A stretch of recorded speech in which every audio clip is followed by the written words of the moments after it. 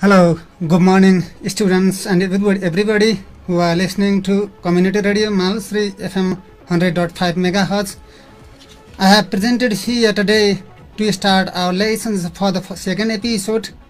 And yesterday we had discussed about a grammatical topic, that reported speech, how to change direct speech into indirect speech and indirect into direct speech.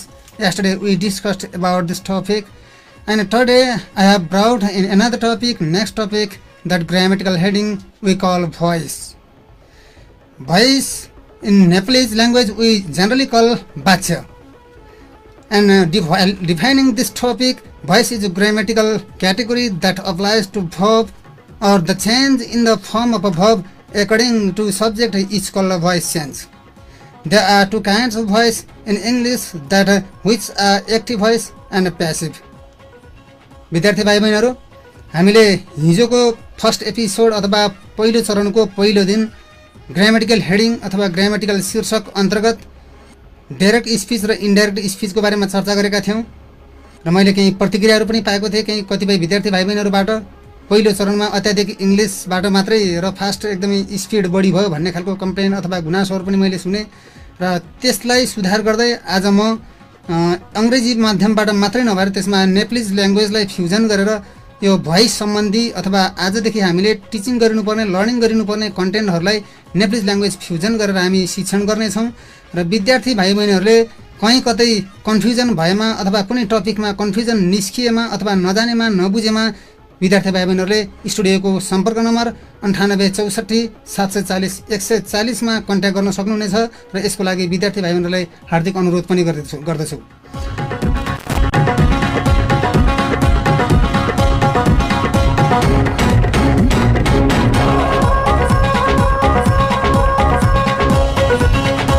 हामीले भोइसले नेपालीमा सामान्यतया वाच्य भन्छौं र त्यो वाच्यलाई अझै define गर्नुपर्दा भन्छौं के भन्दा कुनै पनि वक्ताले बोलेको स्पीच अथवा वक्ताले बोलेको शब्द अथवा भाषालाई हामीले नर्मली नेपालीमा वाच्य भन्छौं।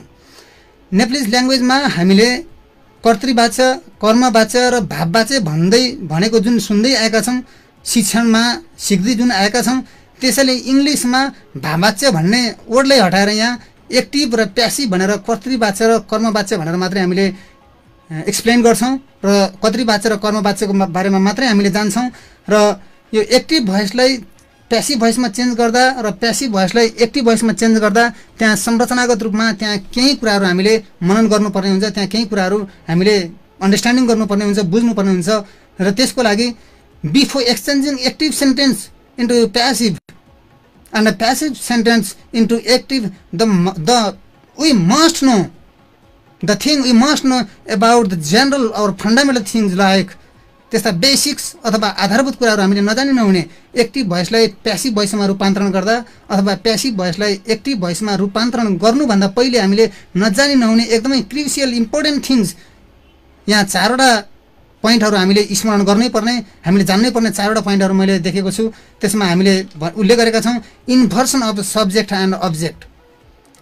Inversion of subject and object भन्नाले एक्टिभ भोइसलाई प्यासिभ भोइसमा रूपान्तरण गर्दा अथवा प्यासिभ भोइसलाई एक्टिभ भोइसमा रूपान्तरण गर्दा हामीले कर्ता र कर्म बीच हामीले अथवा इंग्लिशमा भन्छौं हामी सब्जेक्टलाई कर्ता र अब्जेक्टलाई कर्म भन्छौं, सब्जेक्ट र अब्जेक्ट बीच हामी इन्भर्सन गराउँछौं अथवा स्थान परिवर्तन गर्दिन्छौं।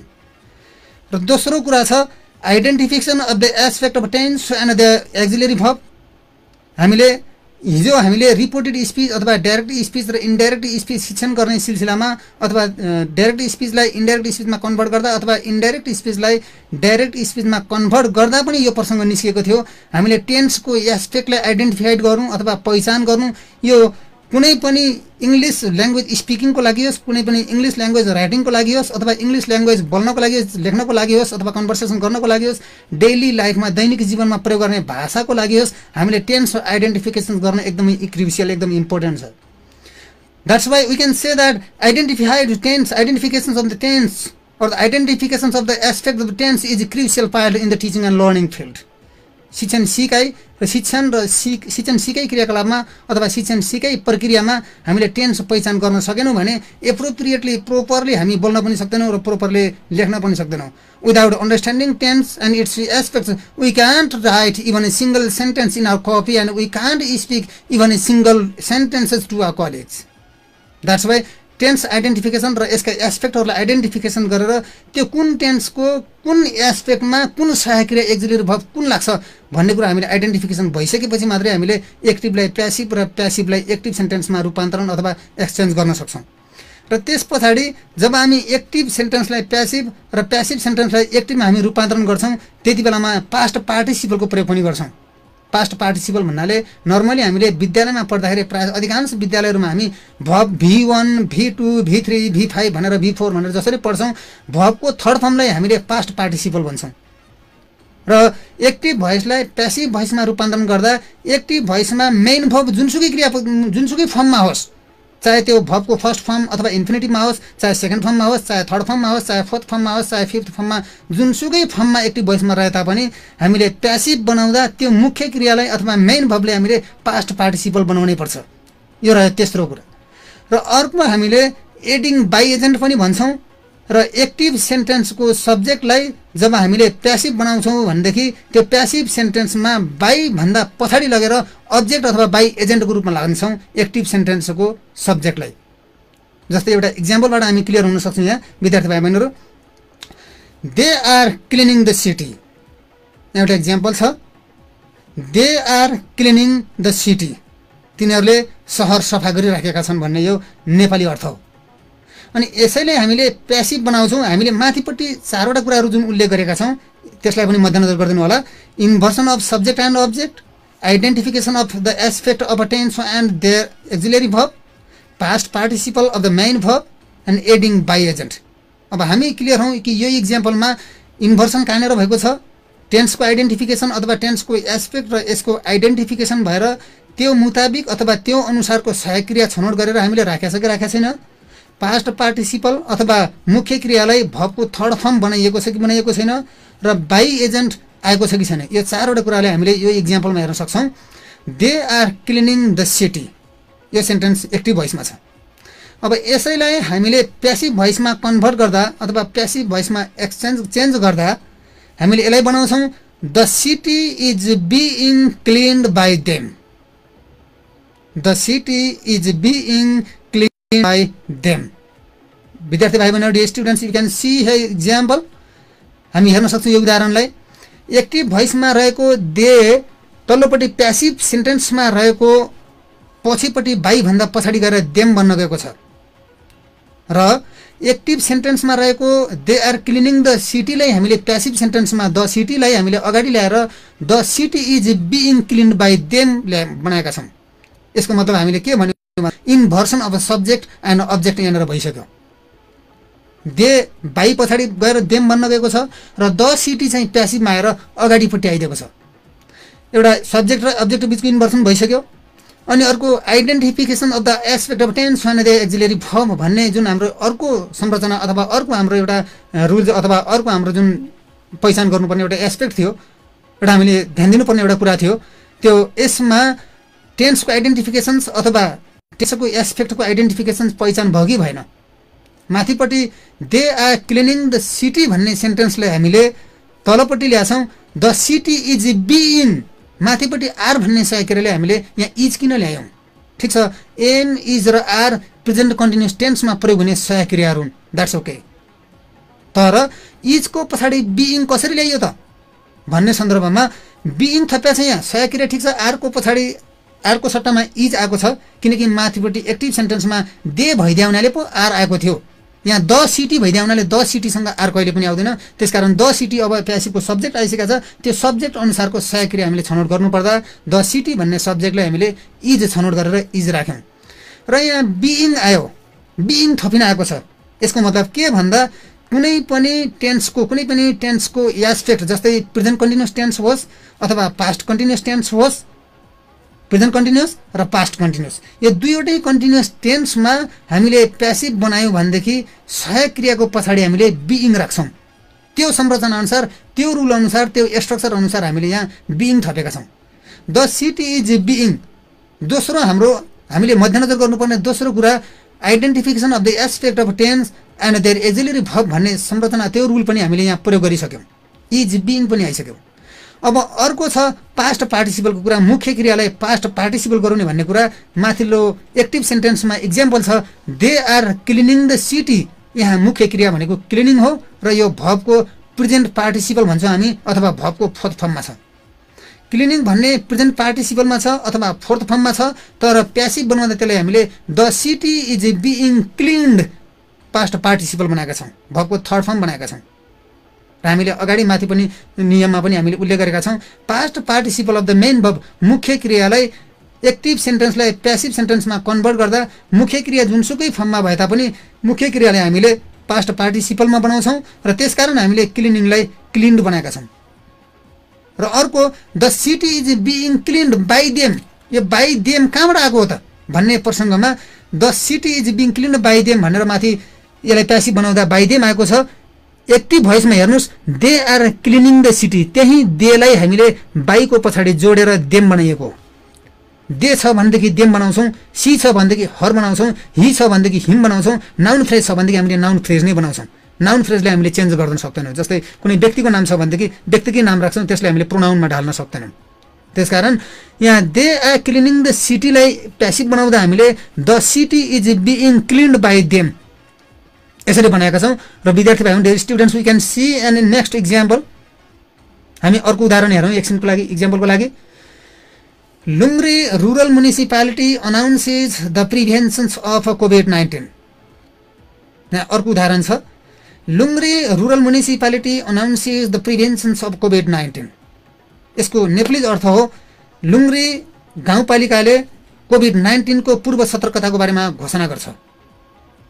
हामीले यसलाई प्यासिभ बनाउनु पर्यो। मानौँ Lungri rural municipality announces the prevention of कोभिड-19। हामीले योभन्दा अगाडि माथि चारवटा कुरा योभन्दा अगाडिल्लो इक्जाममा they are cleaning the city भन्ने इक्जाम्पलमा पनि हामीले क्लियर गरेका छौँ। इन्भर्सन कहाँनिर भएको छ, आइडेन्टिफिकेसन अफ द टेन्स कहाँनिर भएको छ, पास्ट पार्टिसिपल हामीले कहाँनिर राखेका छौँ, बाई एजेन्ट कहाँनिर राखेका छौँ भनेर हामीले माथिल्लो इक्जाम्पलबाट पनि क्लियर गरेका छौँ। र हामी त्यही पनि हामी दोस्रो इक्जाम्पल पनि हेर्न सक्छौँ। Lungri rural municipality announces the preventions of COVID-19. यसलाई हामीले बनाउँछौँ विद्यार्थी भाइ बहिनीहरू, यो एक्टिभ सेन्टेन्स हो र एक्टिभ सेन्टेन्समा सब्जेक्टको रूपमा अथवा काम गर्ने कर्ताको रूपमा यहाँ लुङ्ग्री रुरल म्युनिसिपालिटी उभिएको छ। लुङ्ग्री रुरल म्युनिसिपालिटी अथवा लुङ्ग्री गाउँपालिका यहाँ काम गर्ने कर्ताको रूपमा उभिएको छ। अनाउन्सेज भन्ने भर्बको फर्म छ, मेन भर्ब छ। र हामीले थाहा छ अनाउन्सेज भन्ने कुन टेन्सको कुन एस्पेक्टमा उल्लेख गरिएको मुख्य क्रिया हो, त्यो हामीले त्यो ठम्ब्याउन सक्छौँ। र अर्को द प्रिभेन्सन्स अफ कोभिड-19 हामीले अब्जेक्टको रूपमा लिन सक्छौँ। यहाँ यस भिओ स्ट्रक्चरमा वाक्य बनेको छ, Lungri RM S, announces V, the prevention of कोभिड-19 ओ। यस भिओ स्ट्रक्चरमा, यस भिओ संरचनामा यहाँ वाक्य बनेको छ। र यसलाई हामीले प्यासिभ बनाउँदा यो active sentence Lungri RM announces the prevention of कोभिड-19 को अब्जेक्ट के छ त भन्दा पक्कै पनि हामीले ठम्ब्याउन सक्छौँ द प्रिभेन्सन अफ कोभिड-19 नै एक्टिभ सेन्टेन्सको अब्जेक्ट हो। अब एक्टिभ सेन्टेन्सको यो अब्जेक्टलाई we must make a subject in passive structure, passive sentence. हामीले यसलाई प्यासिभ सेन्टेन्समा चाहिँ सब्जेक्ट बनाउनै पर्छ। त्यसकारण अब प्यासिभ बनाउँदैछौँ हामी the prevention of COVID, the prevention of COVID-19 यसलाई हामीले अगाडि ल्यायौँ प्यासिभ बनाउँदा। अब identifications of the aspect of tense and the auxiliary verb भनेर हामीले दोस्रो संरचनामा जे कुरा गरेका थियौँ, अब सहायक क्रिया चाहिँ के लिने त भन्ने सन्दर्भमा द प्रिभेन्सन अफ कोभिड-19 ले सब्जेक्ट रूपमा लिइसक्यौँ, तर सहायक क्रियाको लागि के लिने भन्ने विद्यार्थी भाइ बहिनीहरूले, त्यसको लागि विद्यार्थी भाइ बहिनीहरूले ध्यान दिनुपर्ने कुरा के हो भने लुङ्ग्री आरएम लुङ्ग्री रुरल म्युनिसिपालिटी अनाउन्सेज भन्ने कुन टेन्समा छ, कुन टेन्सको कुन एस्पेक्टमा छ, कुन टेन्सको कुन पक्षमा छ, कुन कालको कुन पक्षमा छ, यो विद्यार्थी भाइ बहिनीले ठम्ब्याउनु पर्ने हुन्छ। पक्कै पनि लुङ्ग्री रुरल म्युनिसिपालिटी अनाउन्सेज भनेको सिम्पल प्रेजेन्ट टेन्समा होला, किनकि सहायक क्रिया अन्य सबै सेन्टेन्स अथवा सबै टेन्सका सबै एस्पेक्टहरूमा सहायक क्रिया आएर वाक्य बनेको हुन्छ, एक्जिलरी भर्ब आएर वाक्य बनेको हुन्छ। तर सिम्पल प्रेजेन्ट टेन्स र सिम्पल पास्ट टेन्समा कहिले पनि सहायक क्रिया आएर वाक्य बनेको हुँदैन, सहायक क्रिया नआएरै वाक्य बनेको हुन्छ। तर कुन सेन्टेन्समा भन्दा एसर्टिभ सेन्टेन्समा सहायक क्रिया नआएर वाक्य बनेको हुन्छ। नेगेटिभ स्टेटमेन्टमा इन्ट्रोगेटिभ स्टेटमेन्टमा चाहिँ हामीले सहायक क्रिया आएर मात्रै फेरि वाक्य बनाउँछौँ। त्यसकारण यो एसर्टिभ सेन्टेन्स भइदिया हुनाले Lungri rural municipality announces the prevention of कोभिड-19 मा यहाँ हामीले सहायक क्रिया देख्दैनौँ। त्यसकारण सहायक क्रिया हामी आफैले छनौट गर्नुपर्नेछ। हामी आफैले सहायक क्रिया छनौट कसरी गर्ने त भन्ने सन्दर्भमा हामीले सबैभन्दा पहिले टेन्सलाई आइडेन्टिफाइड गर्न पर्यो, टेन्सलाई पहिचान गर्न सक्नु पर्यो, टेन्सलाई चिन्न सक्नु पर्यो। जस्तै लुङ्ग्री रुरल म्युनिसिपालिटी अनाउन्सेस भनेर कुन टेन्समा चाहिँ हामी ठम्याउन सक्छौँ? पक्कै पनि सिम्पल प्रेजेन्ट टेन्समा छ। सिम्पल प्रेजेन्ट टेन्समा हामीले कसरी भन्न सक्यौँ त भन्दा अनाउन्सेस भनेर भर्बको फिफ्थ फर्ममा मुख्य क्रिया लिएको छ। मुख्य क्रिया अनाउन्सेसलाई फिफ्थ फर्ममा लिएको छ। त्यसकारण सिम्पल प्रेजेन्ट टेन्सको वाक्य भनेर हामीले ठम्याइसके पछाडि हामीले सिम्पल प्रेजेन्ट टेन्सको वाक्यलाई प्यासिभ बनायौँ भने सहायक क्रिया छनौट गर्ने के कुन कुन सहायक क्रिया हामी छनौट गर्छौँ भन्ने सन्दर्भमा इज, एम र आर मध्ये हामीले एउटा सहायक क्रिया छनौट गर्छौँ। र इज, एम र आर मध्ये एउटा सहायक क्रिया के को आधारमा छनौट गर्ने त भन्दा फेरि प्यासिभ सेन्टेन्सको सब्जेक्टलाई हेर्छौँ। यहाँ प्यासिभ सेन्टेन्सको सब्जेक्ट छ द प्रिभेन्सन अफ कोभिड-19 भनेर। यो प्रिभेन्सन अफ कोभिड-19 मा हामीले आर सहायक क्रिया लाउँदैनौँ। प्रिभेन्सन अफ कोभिड-19 मा हामीले एम भन्ने सहायक क्रिया लाउँदैनौँ। पक्कै पनि एब्सोल्युटली द प्रिभेन्सन अफ कोभिड-19 takes is as a helping verb or auxiliary verb. पक्कै पनि द प्रिभेन्सन अफ कोभिड-19 ले इज सहायक क्रियालाई नै एग्रिमेन्ट गर्छ, सहमति दिन्छ। त्यसकारण यहाँ बनाइएको छ द प्रिभेन्सन अफ कोभिड-19 इज अनाउन्स्ड। माथिपट्टि एक्टिभ सेन्टेन्समा अनाउन्सिज भन्ने छ, तर त्यसैले हामीले पास्ट पार्टिसिपल बनाइदिएका छौँ। फेरि तल अनाउन्स्ड हेर्न सक्नुहुन्छ।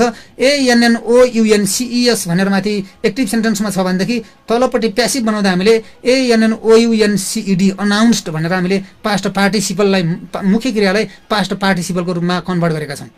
अनि काम गर्ने एक्टिभ सेन्टेन्समा काम गर्ने कर्ता को थियो त भन्ने सन्दर्भमा लुङ्ग्री रुरल म्युनिसिपालिटी थियो। त्यसकारण हामीले प्यासिभ सेन्टेन्सको बाई एजेन्ट अथवा अब्जेक्टको रूपमा हामीले लुङ्ग्री रुरल म्युनिसिपालिटीले राख्यौँ, बाई लुङ्ग्री रुरल म्युनिसिपालिटी। जस्तै यहाँ छ Lungri rural municipality announces the prevention of कोभिड-19 भन्ने एक्टिभ सेन्टेन्सलाई प्यासिभ बनाउँदा हामीले द प्रिभेन्सन अफ कोभिड-19 is announced by Lungri rural municipality भनेर बनाएका छौँ। यो इक्जाम्पलै हेऱ्यौँ भने पनि हामीले के ठम्याउन सक्छौँ भने सब्जेक्टलाई अब्जेक्ट र अब्जेक्टलाई सब्जेक्टमा स्थान परिवर्तन गरिनुपर्छ, टेन्सलाई पहिचान गर्नुपर्छ र टेन्सलाई पहिचान गरिसके पश्चात कुन टेन्सको कुन एस्पेक्टमा कुन सहायक क्रिया लाग्ने हो भन्ने कुरा हामीले ठम्याउनुपर्छ, हामी क्लियर हुनुपर्छ। र त्यस पछाडि हामीले मुख्य क्रिया जुनसुकै फर्ममा आओस्, चाहे भर्बको फर्स्ट फर्ममा आओस्, चाहे सेकेन्ड फर्ममा आओस्, चाहे थर्ड फर्म, चाहे फिफ्थ फर्म, चाहे फोर्थ फर्म, जुनसुकै फर्ममा मुख्य क्रिया आए तापनि त्यसलाई पास्ट पार्टिसिपल अथवा भर्बको थर्ड फर्म बनाइनै पर्छ मुख्य क्रियाले भन्ने कुरालाई हामीले मध्यनजर गर्नुपर्छ। र अर्को एक्टिभ सेन्टेन्समा सब्जेक्टको रूपमा अथवा काम गर्ने व्यक्ति अथवा कर्ताको रूपमा जुन व्यक्ति अथवा वस्तु उभिएको छ त्यसलाई हामीले बाई भन्दा पछाडि लगेर प्यासिभ सेन्टेन्सको अब्जेक्ट अथवा बाई एजेन्ट भनेर हामी भन्छौँ, बाई पछाडि लगेर जोड्छौँ। जसरी यहाँ द प्रिभेन्सन अफ कोभिड-19 is announced by Lungri rural municipality भनेर हामीले बनाएका छौँ। त्यस्तै अर्को इक्जाम्पल हेरौँ। यहाँ she brought a new idea of teaching. She brought a new idea of teaching. यहाँ नेपालीमा अर्थ छ तिनले शिक्षण सम्बन्धी नयाँ सोच लिइन् भन्ने एउटा नेप्लिज भनाइ हो। तिनले शिक्षण सम्बन्धी एउटा नयाँ सोच लिइन् भन्ने एउटा भनाइ छ। यो एक्टिभ सेन्टेन्सलाई प्यासिभ बनायौँ भने हामीले बनाउन सक्छौँ पक्कै पनि। अ न्यू आइडिया अफ टिचिङले हामीले अब्जेक्टको रूपमा हेरेका छौँ एक्टिभ सेन्टेन्समा, र प्यासिभ सेन्टेन्समा अब यसलाई हामीले सब्जेक्टको रूपमा बनाउनु पर्नेछ, किनकि inversion of subject and object भनेर हामीले अगाडि उल्लेख गरिसकेका छौँ। र यो अब्जेक्ट र सब्जेक्ट बीच इन्भर्सन गराउँदा यहाँ she brought a new idea of टिचिङमा सी सब्जेक्टको रूपमा छ, प्यासिभमा यसलाई अब्जेक्ट बनाउनु पर्ने छ सीलाई, र न्यू आइडिया अफ टिचिङ भनेर अब्जेक्ट छ एक्टिभ सेन्टेन्समा, यसलाई चाहिँ हामीले प्यासिभ सेन्टेन्समा फेरि सब्जेक्ट बनाउनु पर्नेछ। जस्तै she brought a new idea of टिचिङले हामीले प्यासिभ बनाउँदा a new idea of teaching हामीले सब्जेक्टको रूपमा उभ्यायौँ। अनि यहाँ मैले अगाडि पनि भनेको छु यो सेन्टेन्समा पनि हामीले सहायक क्रिया देख्दैनौँ। We can't see any auxiliary verb in this statement in this sentence active sentence, I mean active sentence. यो एक्टिभ सेन्टेन्समा हामीले सहायक क्रिया हामीले देखेका छैनौँ। विद्यार्थी भाइ बहिनीहरू आफूले पनि हेर्न सकिन्छ she brought a new idea of टिचिङमा हामीले कुनै पनि सहायक क्रिया देखेका छैनौँ। अब कुनै पनि सहायक क्रिया नदेखिसके पश्चात हामीले ठम्याउँछौँ यो कुन टेन्सको वाक्य होला, अथवा कुन टेन्सको कुन एस्पेक्टमा उल्लेखित वाक्य होला, कुन टेन्सको कुन एस्पेक्टमा लेखिएको अथवा निर्माण गरिएको वाक्य होला भन्ने सन्दर्भमा see broad a new idea of teaching भन्नेमा यहाँ भर्बको फर्स्ट फर्म पनि छैन र भर्बको फिफ्थ फर्म पनि छैन। भर्बको फर्स्ट फर्म र भर्बको फिफ्थ फर्म मुख्य क्रिया फर्स्ट फर्ममा अथवा मुख्य क्रिया फिफ्थ फर्ममा भइदिएको भए सिम्पल प्रेजेन्ट टेन्समा छ भन्न सकिन्थ्यो। यहाँ वाज र वेयर भएर मुख्य क्रिया आइदिएको भए प्रेजेन्ट कन्टिन्युअस टेन्समा छ भन्न सकिन्थ्यो, सरी पास्ट कन्टिन्युअस टेन्समा छ भन्न सकिन्थ्यो। इज एम आर र प्रेजेन्ट पार्टिसिपल भइदिएको भए प्रेजेन्ट कन्टिन्युअस टेन्समा छ भन्न सकिन्थ्यो। तर यहाँ सी ब्रड मात्रै छ, C broad a new idea of teaching भन्ने मात्रै छ। अब हामीले ठम्ब्याउँ यो कुन टेन्सको र कुन टेन्सको कुन एस्पेक्टमा लेखिएको वाक्य होला। हामीले absolutely completely we can know, certainly we know that the sentence is written using simple past tense. पक्कै पनि यो सिम्पल पास्ट टेन्सको स्ट्रक्चरलाई अप्लाई गरेर लेखिएको वाक्य हो। अब हामीले सिम्पल पास्ट टेन्सको स्ट्रक्चरलाई लेखिएर सिम्पल पास्ट टेन्सको स्ट्रक्चरलाई प्रयोग गरेर लेखिएको वाक्यले हामीले प्यासिभ बनाउँदा सहायक क्रिया कुन छनौट गर्ने त भन्ने सिलसिलामा जसरी सिम्पल प्रेजेन्ट टेन्सको मा रहेको वाक्यले हामीले प्यासिभ बनाउँदा इज एम र आर मध्ये एउटा लिएका थियौँ, त्यसै गरी सिम्पल पास्ट टेन्समा रहेको वाक्यलाई प्यासिभ बनाउनु पर्यो भने हामीले वाज र वेयर मध्ये एउटा सहायक क्रिया लिन्छौँ अनि मुख्य क्रियालाई पास्ट पार्टिसिपल बनाउँछौँ। जस्तै यहाँ बनाएको छ C broad a new idea of टिचिङले हामीले प्यासिभ बनाउँदा a new idea of teaching was brought by her. यो सीलाई हामीले हर भनेर बाईको पछाडि लगाएर हर बाई एजेन्टको रूपमा हर उभ्याएका छौँ, बाई हर बनाएका छौँ एक्टिभ सेन्टेन्सको सीलाई। ब्रडलाई हामीले पास्ट पार्टिसिपल पनि ब्रड नै हुने भएको हुनाले ब्रड नै राखेका छौँ। Identifications of the tense aspect of tense and auxiliary भर्बको सूत्र अनुसार अथवा नियम अनुसार हामीले यहाँ टेन्स आइडेन्टिफिकेसन गरिसके पश्चात सहायक क्रिया वाजलाई छनौट गरेका छौँ र सब्जेक्ट र अब्जेक्ट बिचको इन्भर्सन गर्नुपर्छ भन्ने कारणले गर्दा हामीले सी भन्ने सब्जेक्टलाई बाई हरको रूपमा लगेका छौँ र अर्को न्यू आइडिया अफ टिचिङ भन्ने अब्जेक्ट एक्टिभ सेन्टेन्सको अब्जेक्टलाई हामीले a new idea of teaching भनेर हामीले प्यासिभ सेन्टेन्समा हामीले सब्जेक्टको रूपमा उभ्याएका छौँ। And thus dear students, I want to inform you if you feel any sort of difficulties, if you feel any sort of confusion, you can ask me questions through contact number. I'm ready to answer your questions. I'm ready to reply you.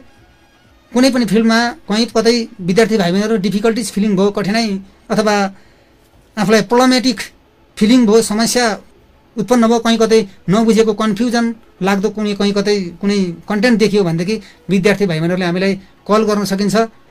त्यसको लागि सम्पर्क number 9847 740 140 मा हामीले सम्पर्क गर्न सक्छौं।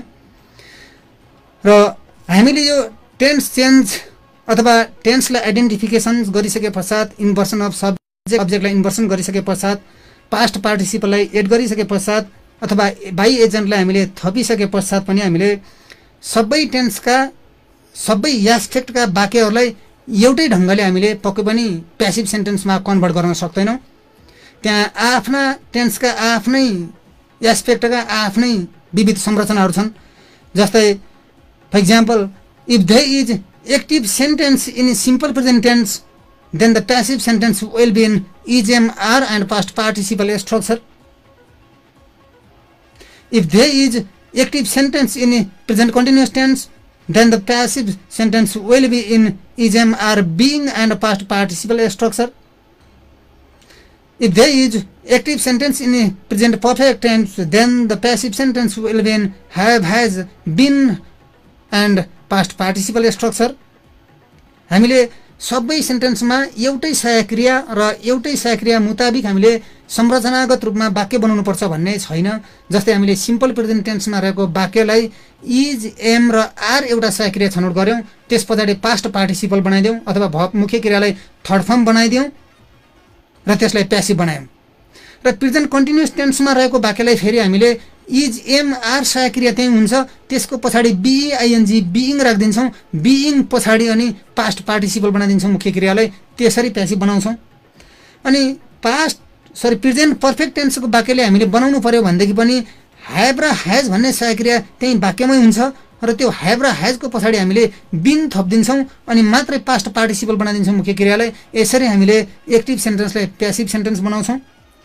मैले अगाडि पनि इन्फर्म गरिसकेको छु, विद्यार्थी भाइ बहिनीलाई जानकारी गराइसकेको छु।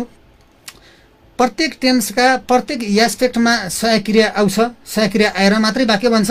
सहायक क्रिया नआउने अथवा एक्जिलरी भर्बको एब्सेन्स बिना पनि, अनुपस्थित बिना पनि सेन्टेन्स फर्मेसन हुने टेन्स भनेको टेन्सको एस्पेक्ट भने जम्मा 2 वटा मात्रै हो। एउटा सिम्पल प्रेजेन्ट टेन्सको वाक्यमा सहायक क्रिया आउँदैन र एउटा सिम्पल पास्ट टेन्सको वाक्यमा सहायक क्रिया आउँदैन।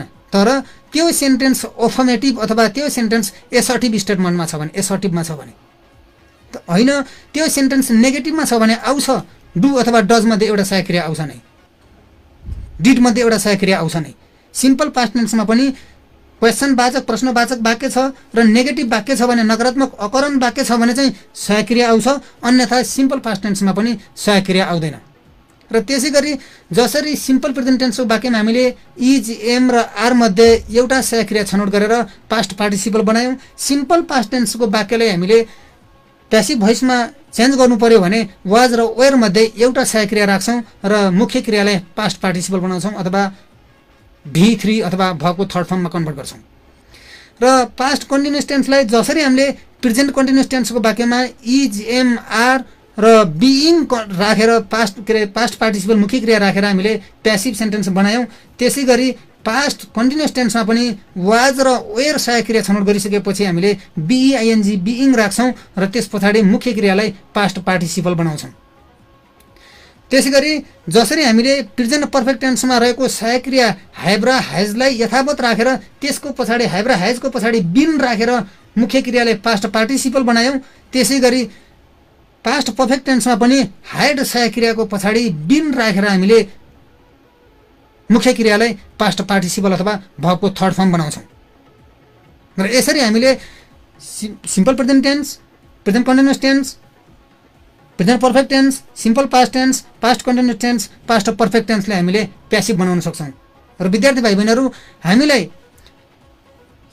प्रेजेन्ट पर्फेक्ट कन्टिन्युअस र past perfect continuous, future continuous अनि फ्युचर पर्फेक्ट कन्टिन्युअस टेन्समा यदि कुनै संरचनागत रूपमा वाक्य लेखिएको छ, वाक्य दिएको छ र यसलाई प्यासिभ बनाउन भनेर कतै प्रश्न कसैले सोधेको छ, चाहे हिँड्दा बाटोमा होस् अथवा इक्जामिनेसन पोइन्ट अफ भ्यू परीक्षामा होस्, कहीँ कतै यसलाई प्यासिभ बनाउनुहोस् भनेर त्यस्तो खालको सेन्टेन्सलाई प्रयोग गरेर वाक्य बनाइएको छ भने त्यस्ता सेन्टेन्सको प्यासिभ भोइस हुँदैन। Similar types of process occur in the past tense, but remember the sentence of a present perfect continuous tense, past perfect continuous tense, future continuous tense, and a future perfect continuous tense won't be passive sentences.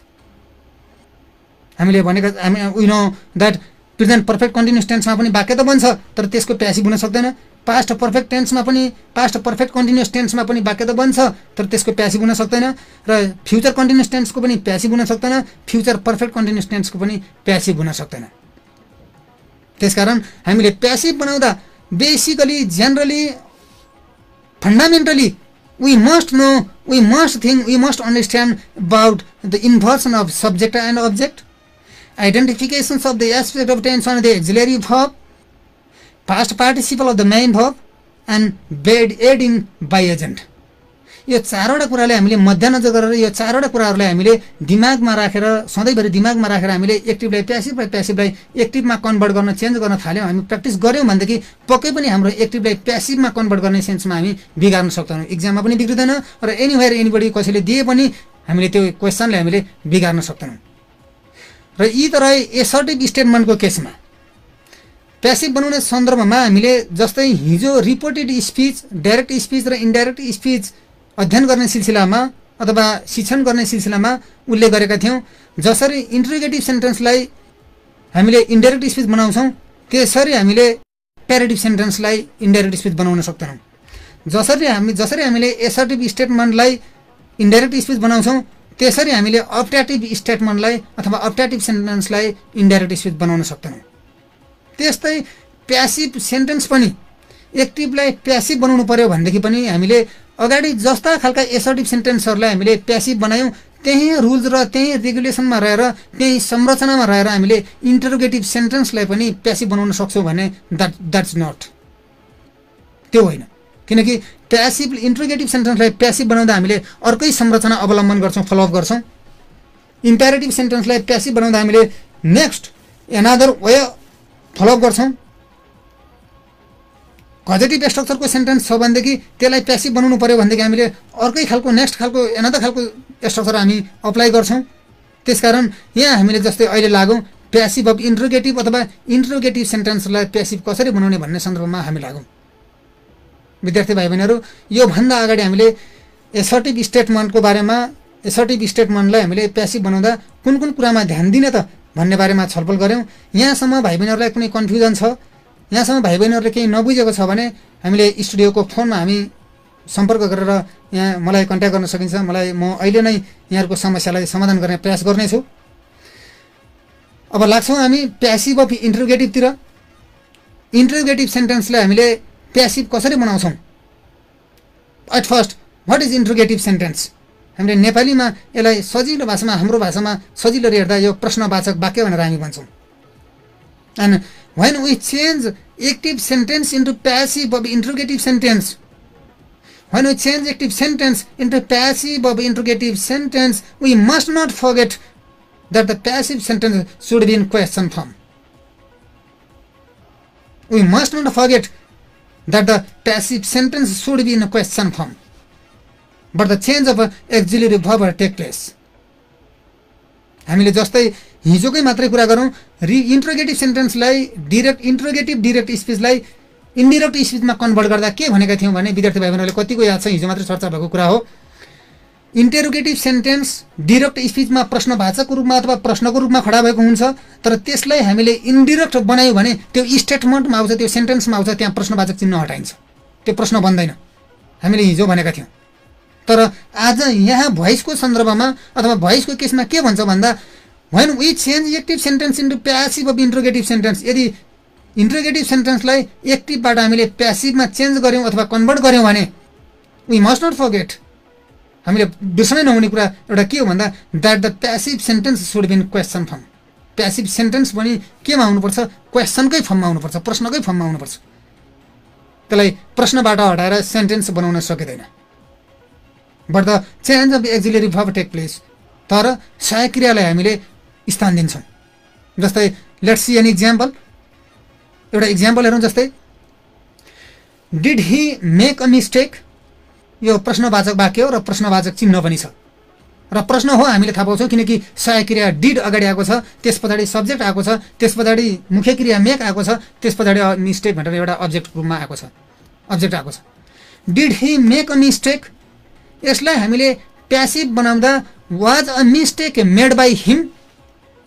यहाँनिर यदि sentence बनाउनु पर्ने भए हामीले प्रश्नवाचक चिन्ह was a mistake made by हिममा रहेको प्रश्नवाचक चिन्ह पनि हटाउँथ्यौँ र वाजलाई नल्याएर यहाँ कुनै अर्को अब्जेक्टलाई पनि ल्याउन सक्थ्यौँ।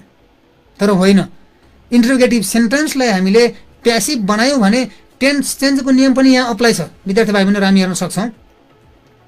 कतै डट पेन कपीहरू हातमा छैन भनेदेखि विद्यार्थी भाइ बहिनी लिएर कपी गर्न पनि सक्छौँ, लेख्न पनि सक्छौँ।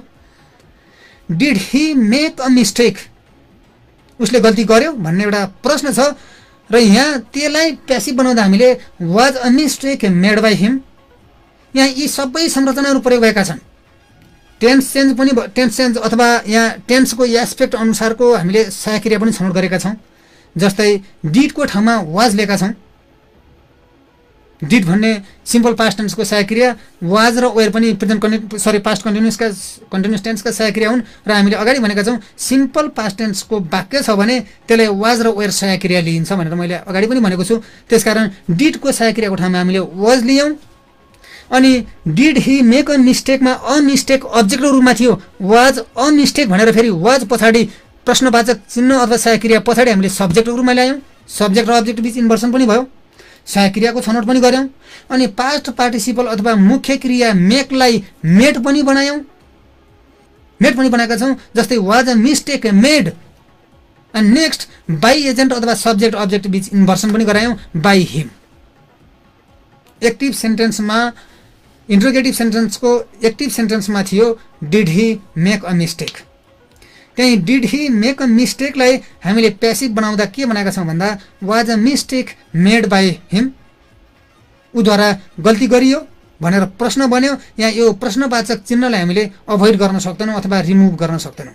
हामीले यसको मतलब के भन्दा इन्टरोगेटिभ सेन्टेन्सलाई हामीले एक्टिभबाट प्यासिभमा कन्भर्ट गर्दा अथवा एक्टिभ सेन्टेन्सबाट प्यासिभ सेन्टेन्समा चेन्ज गर्दा हामीले प्रश्नवाचक चिन्हलाई हामीले रिमुभ गर्दैनौँ। प्यासिभ सेन्टेन्सै भए पनि प्रश्नवाचक चिन्हकै रूपमा रहन्छ र प्रश्न नै रहन्छ। प्यासिभै भए पनि प्यासिभको फर्ममा प्रश्न रहन्छ भन्ने यसको एडभोकेट हो। अनि त्यस्तै अर्को इक्जाम्पल हेर्न सक्छौँ हामीले इन्टरोगेटिभ सेन्टेन्स अन्तर्गतै where had she brought that pen. Where had she bought that pen नेपालीमा हामी भन्न सक्छौँ तिनले त्यो कलम कहाँबाट किनिन्। Where had she bought that pen. हामीले विद्यार्थी भाइ बहिनीहरू यो क्वेसन कुन टेन्सको कुन एस्पेक्टमा सोधिएको छ भन्ने कुरा पक्कै पनि हामीले ठम्माइसकेका छौँ। यो पास्ट पर्फेक्ट टेन्समा सोधिएको छ किनकि ह्याड सहायक क्रिया आएको छ, बट पास्ट पार्टिसिपल आएको छ अनि द्याट पेन अब्जेक्टको रूपमा आएको छ। Where had she bought that pen भन्ने प्रश्नलाई प्यासिभ बनाउँदा हामीले बनाउन सक्छौँ where had that pen been bought by her. Where had that pen been bought by her. र यहाँ हामीले अगाडि चर्चा गरेका थियौँ पास्ट पर्फेक्ट टेन्समा ह्याड सहायक क्रिया पश्चात पास्ट पार्टिसिपल आएर एक्टिभ सेन्टेन्स बनेको छ र त्यसलाई प्यासिभ बनाउनु छ भने हामीले सहायक क्रिया ह्याडको पछाडि बिन थप्छौँ अनि मुख्य क्रियालाई पास्ट पार्टिसिपल बनाउँछौँ र बाह्य एजेन्ट लिन्छौँ, त्यसरी हामीले प्यासिभ बनाउँछौँ भनेर योभन्दा अगाडि पनि चर्चा गरेका थियौँ। त्यही संरचनामा त्यही स्ट्रक्चरभित्र रहेर त्यही रुल्सभित्र रहेर हामीले यहाँ प्यासिभ बनाएका छौँ where had she bought that पेनलाई। Where had she bought that pen active सेन्टेन्सलाई हामीले प्यासिभ बनाउँदा यसरी where had that pen been bought by her. उनीद्वारा त्यो कलम कहाँ किनिएको भनेर हामीले यसलाई प्यासिभ बनाएका छौँ। र यसरी इन्टरोगेटिभ सेन्टेन्सलाई जसरी प्यासिभ बनाइन्छ इम्पेरेटिभ सेन्टेन्सलाई त्यसरी प्यासिभ बनाउन त्यही संरचनामा प्यासिभ बनाउन सकिँदैन। इम्पेरेटिभ सेन्टेन्सलाई जसरी प्यासिभ बनाइन्छ त्यही संरचनामा एसर्टिभ सेन्टेन्सलाई प्यासिभ बनाउन सकिँदैन। जसरी एसर्टिभ सेन्टेन्सलाई प्यासिभ बनाउन सकिन्छ त्यसरी नै बाइक अब्जेक्ट्स भएको सेन्टेन्स अथवा टु अब्जेक्ट्स भएको सेन्टेन्सहरूलाई प्यासिभ बनाउन सकिँदैन। There is vast differences. अनि हामीले इन्टरोगेटिभ सेन्टेन्सलाई प्यासिभ बनाउने आइडिया पनि यहाँनिर बुझ्यौँ र विद्यार्थी भाइ बहिनीहरू कलम र कपीलाई हातमा लिएर कृपया प्र्याक्टिस गरिदिनुको लागि पनि म आग्रह गर्न चाहन्छु। र यहाँहरूलाई केही कन्फ्युजन लागेको छ भनेदेखि यहाँहरूले सम्पर्क पनि गर्न सक्नुहुनेछ। त्यस्तै इन्टरोगेटिभ सेन्टेन्स पश्चात हामी इम्पेरेटिभ सेन्टेन्सलाई प्यासिभ कसरी बनाउने भन्ने सोचतर्फ लाग्छौँ। Let's move towards how to make a passive of imperative sentence. Passive imperative सेन्टेन्सलाई प्यासिभ बनाउँदा केही जनरल कुराहरू हामीले मनन गर्नुपर्ने, हामीले कन्सिडर गर्नुपर्ने, हामीले थिङ्क गर्नुपर्ने सोच्नुपर्ने केही कुराहरू हुन सक्लान्। त्यहाँ हेरौँ विद्यार्थी भाइ बहिनीहरू। Under the imperative sentence they can be various senses of the statement. हामीले इम्पेरेटिभ सेन्टेन्सलाई सामान्यतया डिफाइन गर्दा कसरी गर्छौँ? Imperative sentence is that sort of sentences that shows command or order. सामान्यतया हामीले विश्लेषण गर्दा अथवा सामान्यतया हामीले परिभाषितै गर्नुपर्दा इम्पेरेटिभ सेन्टेन्स इम्पेरेटिभ वाक्य भने के हो भनेर कसैले प्रश्न सोधिहाल्यो भने हामीले सामान्यतया के भन्छौँ भने इम्पेरेटिभ वाक्य भनेको त्यस्तो वाक्य हो जसले आदेश जनाउँछ अथवा जसले कमान्ड गर्छ, आदेश दिन्छ, त्यो वाक्यले इम्पेरेटिभ सेन्टेन्स हो भन्छौँ। तर त्यति बेला हामीले बिर्सेका हुन्छौँ इम्पेरेटिभ सेन्टेन्स एउटा रिक्वेस्ट गरिएको वाक्य पनि हो, इम्पेरेटिभ सेन्टेन्स एउटा एडभाइस दिएको वाक्य पनि हो, इम्पेरेटिभ सेन्टेन्स एउटा सजेसन दिएको वाक्य पनि हो, इम्पेरेटिभ सेन्टेन्स एउटा वार्निङ र थ्रेटन दिएको वाक्य पनि हो, इम्पेरेटिभ सेन्टेन्स अफर गरिएको सेन्टेन्स पनि हो। हामीले त्यो बिर्सिन्छौँ। त्यसकारण हामी साँघुरो माइन्डले